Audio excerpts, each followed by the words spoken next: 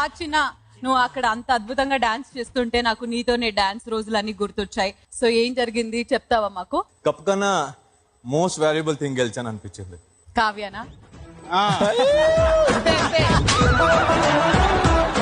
దేవుడా, నిఖిల్ ఏ అమ్మాయిని చూడొద్దని, నిఖిల్ ఏ అమ్మాయిని చూడదు, ఏ షోలో వేరే వాళ్ళతో పార్టిసిపేట్ చేయొద్దని, ఏ షోలో కానీ సీరియల్లో కానీ నిఖిల్